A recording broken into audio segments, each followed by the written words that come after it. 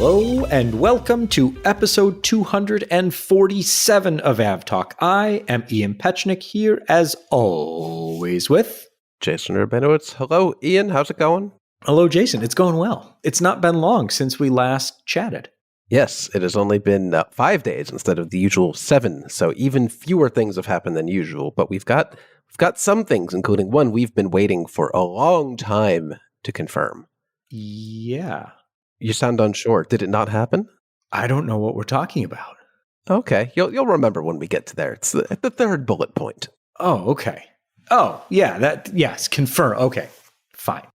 I'm totally off my game because it's only Monday. Had this been Wednesday, you would have picked up on that. I would have known. This would have been a much better thing. So we're recording on Monday, the 18th of December. Not our usual day to record. Normally record on Wednesdays, but Wednesday would be after the cutoff day for our editors because they are going on Christmas break. So we are recording today so that we can get the podcast off to them so that we can have it out for you this week. So this week we've got a bunch of very interesting stories. One, I think, more bizarre than interesting, but certainly one we're going to follow for as long as we can. And then next week, we will do our standard end of the year clip show. So that'll be fun. And thank you to everyone who has written in over the week with their favorite episode from throughout the year and suggestions and requests for the new year. The favorite episodes, there's a very clear top 3. So you'll have to stick around for next week to see which episodes you, dear listeners, have voted into the top 3. I will say that voting is still open. Email us at podcast@fr24.com. Let us know what your favorite episode was throughout this year and anything you want to see in the podcast moving into next year. Jason, my friend, I don't even know where to begin with this particular story. You should begin at page 1 of the, wow, how many pages is this? This is 24. Plus, 24 pages. Yeah, half of it is just addendums and stuff. But begin at the top because it's the only way we can go through this one. So the United States of America has charged Sergei Vladimirovich Ochigava with being a stowaway. That's the top line, which is stowaways have happened before. It happens. This isn't the super unusual part. No, that certainly happens. Here's the fun part. He was a stowaway on SAS Flight 931 from Copenhagen to Los Angeles. But he wasn't hiding. He was just on the plane. Well, that's a twist. Is memorable to the flight crew. He wasn't in the cargo hold. He wasn't hiding in the wheel well like we've seen in the past. He wasn't locked in the bathroom the whole time and trying to hide. No, he was hanging out on the plane, moved about the economy cabin, requested 2 meals during each meal service. That's suspicious. That's the most suspicious thing on SAS. Nobody gets 2 meals on SAS. Come on. I wonder if he ordered all of his beverages at the same time. Well, if you order a Coke later, I mean, they're going to know something suspicious and they're going to detain you on arrival. Come on. He also, and I'm quoting the charging document here, he also tried to eat the chocolate that belonged to the cabin crew members. Man, that's a no-no. Chocolate for the flight crew, that's sacred. You don't touch that. You bring them chocolate. You do not eat their chocolate. So he was on the flight from Copenhagen, gets off the plane in Los Angeles after it parks at the gate and goes to customs. And when he gets there, he doesn't have any documents that he can give to the customs officer to be screened into the country. He initially says that he has left his passport on the plane. So they shuttled him over to customer service agents, basically to help coordinate getting him his passport off the aircraft so that he can come into the country. And he says he came in off the SAS flight from Copenhagen, and then they asked what documents he leaves on the plane. He said he left his passport on the plane. So they're trying to track it down, and they can't. So while they're waiting, a Customs and Border Protection officer offered to begin the screening process. Basically, get him pulled up in the system. Then when the passport is brought forward, they can just stamp it and he can be on his way. They don't have to look through the passport and all that good fun stuff anymore. When they tried to do that, they could not find him in any of their systems. A ghost. He was not listed as a passenger on SK931 or any other flight arriving or departing the United States. They asked him for his name, his birthday, the flight information, still couldn't find anything. So they call up the supervisor, and the supervisor says, okay, let's take a look at what we got going on here. And inside of his bags, after they start searching his bags, they find a Russian and Israeli identification card, not passports, but identification cards used for domestic travel. And they kind of go through this and use that information, still can't find anything. He's got a partial photo of a passport that has the name on it and the information on it, like the passport number and things like that, but does not have the picture. So it's like cut off. So it's got all the information except the picture. Suspicious, but okay. So this is kind of getting stranger and stranger and stranger. So they're trying to figure out, did he ever apply for a visa? Because if he's a Russian citizen, he needs to have a visa. If he's Israeli, he needs to have an ESTA, Electronic System for Travel Authorization. Basically, you fill out a form that says, I'm coming to the country. And if you're from a country where that's okay, they say, okay, we'll see you in a little bit. And he's never applied for or received a visa.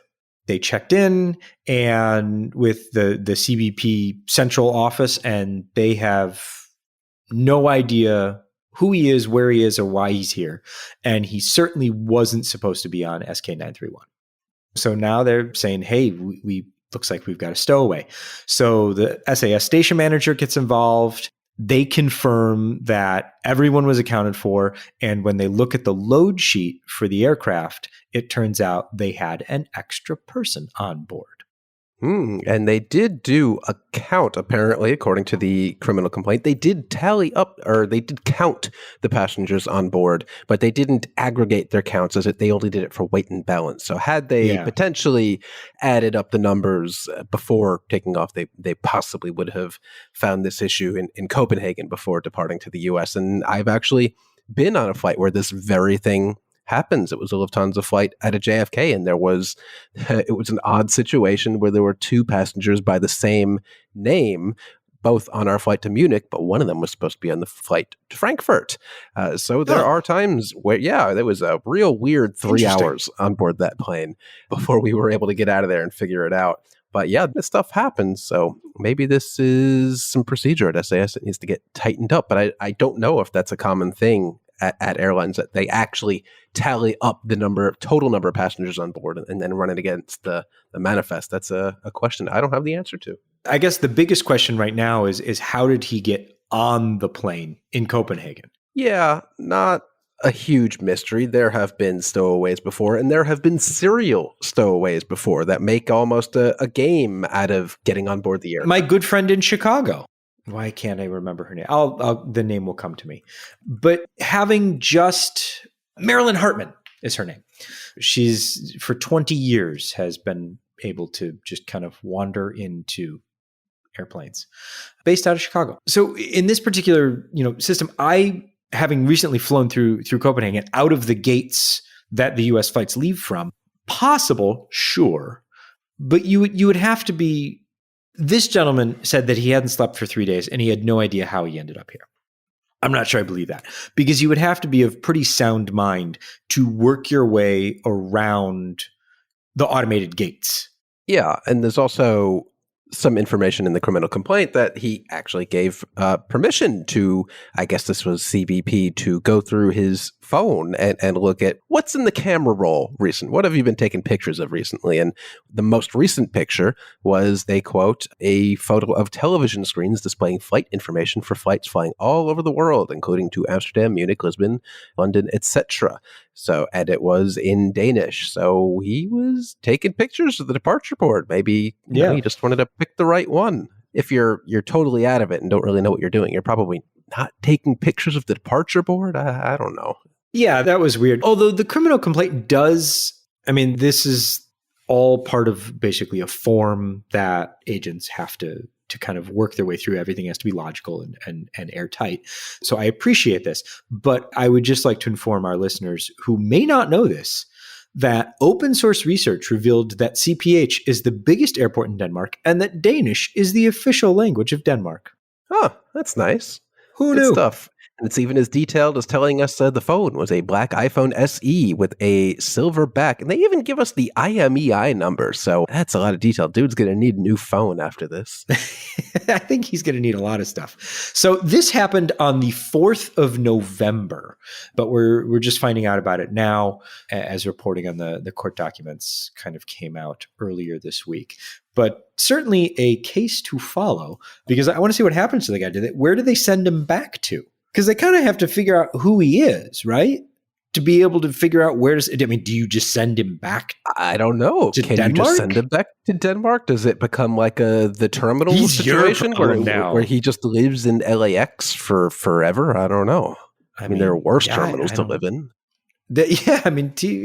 Tom Bradley's not a bad place. Not too bad. Better than Newark. Ooh, ouch. Could you imagine living out the rest of your life in Newark Terminal B? Oh. It would change that Tom Hanks movie from a somewhat of a comedy to a very, very dark tragedy. Yeah, so something to follow, and we'll figure out how this happened, hopefully. Yeah, without speculating any further, we'll just leave it there and say, hey, something to follow up on when this works its way through the courts. Hopefully we'll find out more. Jason, if you're Southwest, your planes are heavier and your pockets are lighter today. To the tune of, to the made-up number of $140 million. That's the headline figure, the one headline that the DOT wants everyone to see. But let's dive into it a little deeper. Tell me more. Well, so the headline number, $140 million, is 30 times higher than the previous largest fine. But none of that means anything because of how the fine actually breaks down. So the fine is let's backtrack a bit. What happened? What is this fine for? So the fine is for the meltdown that Southwest experienced over the Christmas holiday period last year. So over a multi-day period in December of last year, Southwest canceled almost 17,000 flights and left 2 million passengers without a way to get to their destination.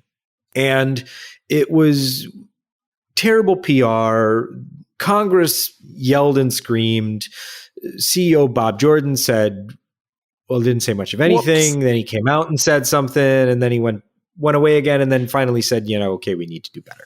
So it seems like they've done better this year, but it's taken the DOT a year to kind of figure out how much it was going to cost Southwest. And while the top line figure is $140 million, that's not quite how this all breaks out, because Southwest is getting a $33 million credit from the DOT against the $140 million for offering air miles to passengers that were affected by the meltdown. Then Southwest will pay $35 million in cash to the Department of Transportation over 3 years. And then, and this is the one that is just silly to me, Southwest must set aside $72 million for future passenger disruptions. Which will be paid out how, Jason? The deal with this is Southwest is now committed, I guess they've probably been forced to commit, to offering delayed passengers, I believe, of 3 hours or more, a $75 Southwest Fun Bucks credit applicable to future Southwest flights. That is my take on it. We'll have to double check, but I believe it is just a $75 credit for future flights. It doesn't really make sense that it's $72 million set aside for future disruption. If it's a credit, I guess it must be in the form of a refund. Don't really know. We'll figure that out. All of this is just coming out today. But yeah, that sounds like a lot of money. But right here in the US, another airline a long time ago suffered a very similar catastrophe over a holiday weekend. And that would be JetBlue way back in 2007 with the Valentine's Day massacre that actually resulted in the ousting of the founder and CEO of JetBlue at the time because things went so wrong. And at the time, the DOT didn't force them to, but JetBlue enacted its own, what they called Customer Bill of Rights, that is like almost 2 decades old at this point, but is way more generous than the $75 Southwest is offering here. It goes up to hundreds of dollars if your flight is delayed 6 hours or more, but it's increasing, it ratchets up in cost as the delays or the cancellations stagger. So this $75 blanket, if you're delayed 3 hours or more, you'll get $75. It's pretty weak, but it's something in a country that typically offers no consumer protections whatsoever for the most part. For its part, Southwest called their new policy a new industry leading policy. So, I mean, apparently they think it's better. I don't know. The DOT thingy here says that Southwest notes starting April 30th, 2024, so don't get delayed before that, for at least a 3-year period, so this may just be 3 years, Southwest will provide vouchers of at least $75 upon request when controllable cancellations or significant delays cause customers to reach their destinations 3 hours or more after scheduled arrival time. So it's even worse. It's even worse. A lot of worse wishy-washy statements here. It's upon request. Upon request, which means they're probably not going to be proactive about it. While JetBlue is, I have gotten vouchers from JetBlue while still sitting on the aircraft. At least $75 means it's going to be $75 and not a penny more. And it is a voucher. It is not a refund. It is a voucher that you can only use if you want to put yourself back on another Southwest flight at a later date. So this is really better than nothing, but compared to EU 261, it is practically nothing. But is somehow more than Delta, American, United, Air Canada, Aeromexico, that any of these airlines really offer, because they don't have any proactive hard and fast rules of you will get compensation due to X. So I don't know. It's better than nothing, but they're not doing it because they feel like doing it. This is definitely part of the negotiations with DOT resulted in this outcome. I get it. Everybody wants to claim the win. DOT says it's the largest fine ever. We're putting the screws to the airline if they mess your schedule up. This could have been avoided. When Southwest is trying to spin, it's customer friendly.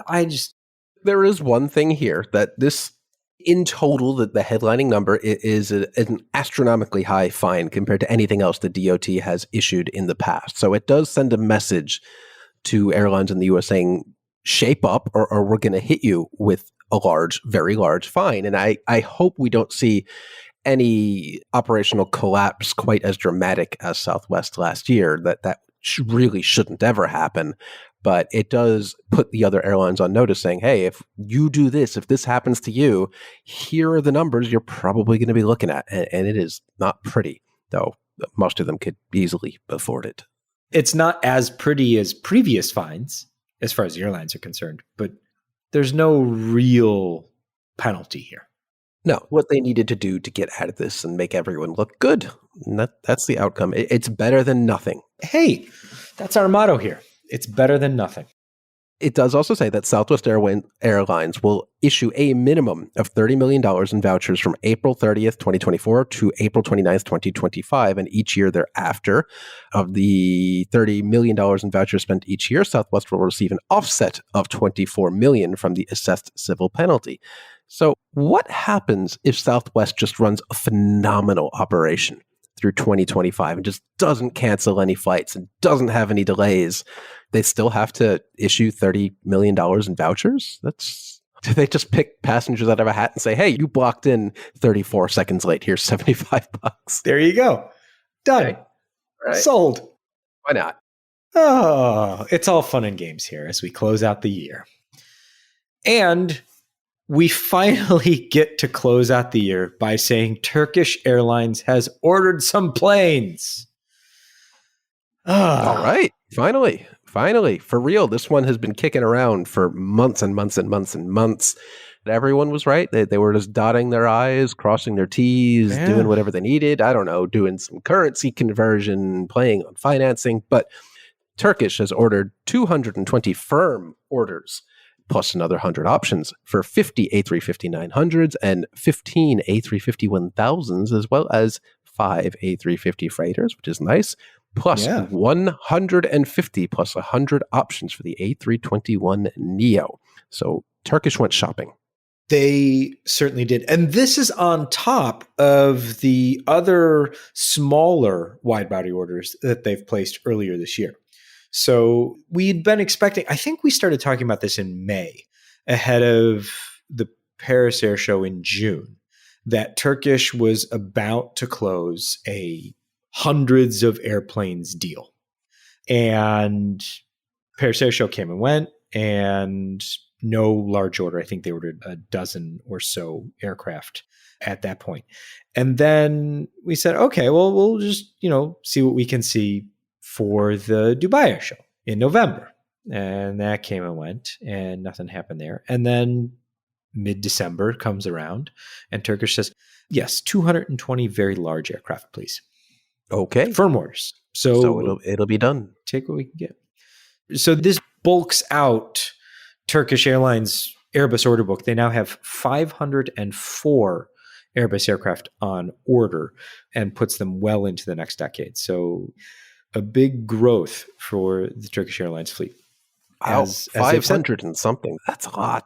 They want to double their fleet. And then go from there. So it's Turkish Airlines has big ambitions, and ordering 50 A330s, that's a good way to show it. Yeah, well, 500 plus aircraft from Airbus, that's almost a year's worth of absolute production from Airbus. I mean, they delivered a little over 600 so far through November. So yeah, that's the better part of a year of production time just solely devoted to Turkish. I think we've seen things like this in the past from other very large airlines, but it's just crazy to quantify it like that. Just a year of Airbus doing nothing but building planes for one customer. Yeah. And then on top of the massive order book that Turkish is building, they're also going a bit further afield. Jason, where is Turkish Airlines about to fly next? I believe they already fly to, but the deal here is that international airlines flying to Australia face, I think you could classify it as onerous restrictions on where and when and how frequently they can fly. But a new deal announced just a couple days ago by Australia basically gives Turkish Airlines the keys to the kingdom, and they will be really increasing the number of Fifth Freedom flights. That's basically, they have to add a stop along the way. They can't just operate Istanbul to Sydney or Melbourne. They have to add on an additional stop, but it'll increase from 221 flights immediately with immediate effect, and then it will increase to 28 flights next year and 35 by 2025. And this report from the Financial Review, which I guess is from Australia, says that they will overtake Qatar as the most frequently visiting international airline, which currently has 28 flights. So this is a big deal. Australia is very protectionary when it comes to its homegrown Qantas, which I know people in Australia don't really love Qantas right now. So it is a pretty big deal to open the doors so widely for an international airline in Australia. Yeah, I mean, the interesting thing is that this kind of open embrace of Turkish stands at odds with the treatment of Qatar Airways that recently transpired, where they said, no, sorry, Qatar, you cannot expand beyond the current allotment. And they said, well, we're doing it for a number of reasons, but also Qantas was against it. And the minister said, it's against our national interests. So this is interesting to me that so quickly they would turn around and say, okay, Turkish, no problem. Okay. Some deal had been made. Good for Turkish, and honestly, good for really anyone looking to get a decent fare in and out of Australia. It's seemingly out of nowhere. Yeah, I mean, this really opens up, or will open up, once Turkish starts flying, travel to Europe, because eventually you'll have a nonstop to Istanbul, but from the beginning, it looks like they're going to go through Singapore. And the other option right now is Qantas. I mean, you've got 2 flights into Europe, I think only 2, Rome and London at this point. But I mean, that Istanbul opens up an incredible number of connections to, I mean, it's 300 or some odd airports connected to Istanbul. So, I mean, it's not bad if you can swing it. Yeah, good for them. And not a bad product. Speaking of Australia, Qantas's first A220 is currently on its way home. It's somewhere in between Honolulu and Fiji at the moment. That's nice. This is the one with the stunning special livery. Absolutely. Yes. Yeah, I don't recall the name of it, but it is pretty stunning. And yeah, Qantas is going to need a few extra planes to compete with Turkish now, I guess. Well, this one won't be competing with Turkish. So this is the first A220-300 for Qantas Link. The aircraft large, the A220, is slated to replace the 717s for Qantas. So basically doubling the range. You can fly transcontinental in Australia and 25% less fuel burn. Not a bad deal. Plus, the A220 is just a wonderful plane to fly on. So I'm sure that current 717 passengers are looking forward to switching over to the A220. But VHX4A is just reaching cruising altitude after departing Honolulu about 45 minutes ago. So it's flying Honolulu, then to Nadi in Fiji, and then from Fiji onward to Sydney, arriving, I guess, Wednesday? Crossing the international date line still doesn't make any sense to me, but I believe it will arrive in Sydney on Wednesday. So a good start to Qantas's A220 aspirations. Jason, let's go about as far as we can from Australia and head back to the Mediterranean and talk about Lufthansa Group, which is set to resume flights to Tel Aviv coming up soon.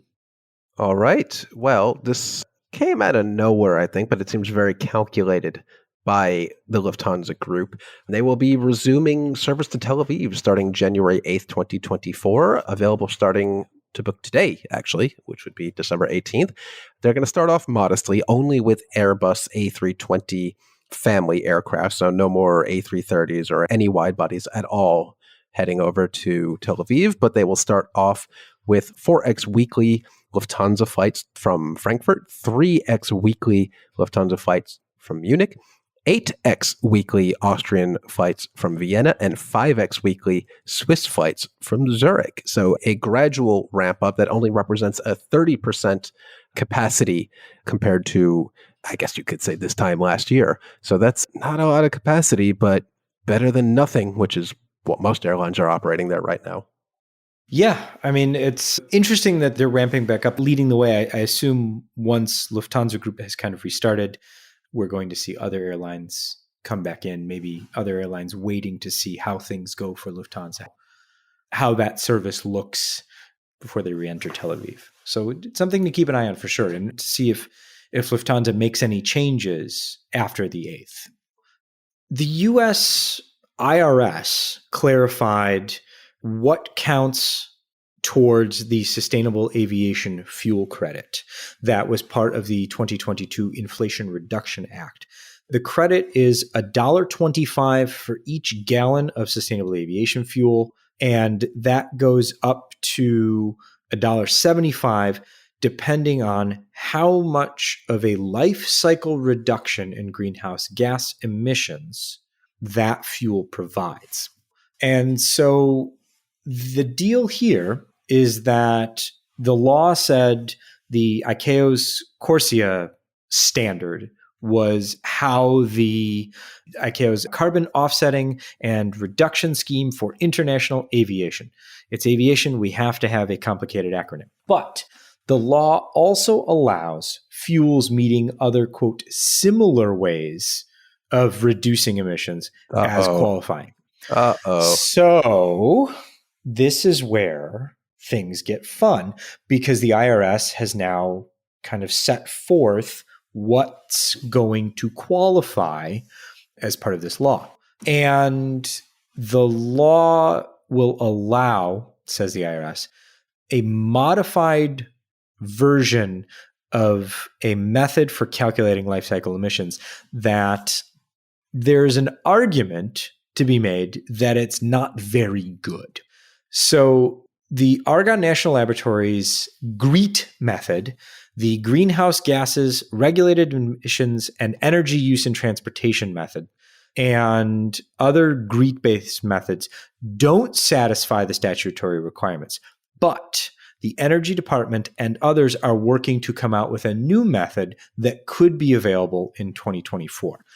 The current GREET method is basically comes under fire for possibly encouraging crop-based sustainable aviation fuel.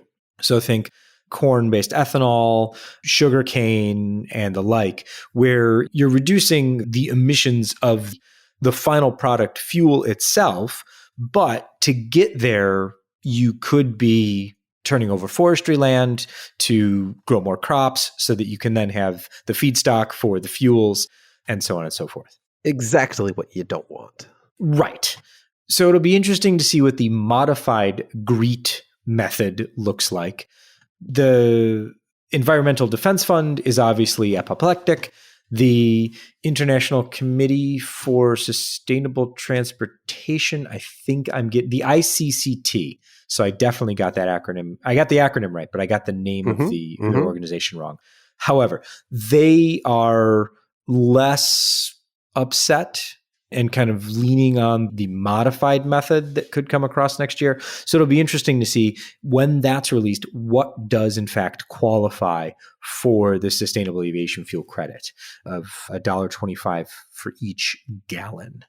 And you get more towards the credit up to $1.75 for each percentage point more reduction than 50% over the current carbon emissions. So interesting stuff, important stuff, but one of the things where we could end up with something that's a bit more watered down than would have been optimal. Okay.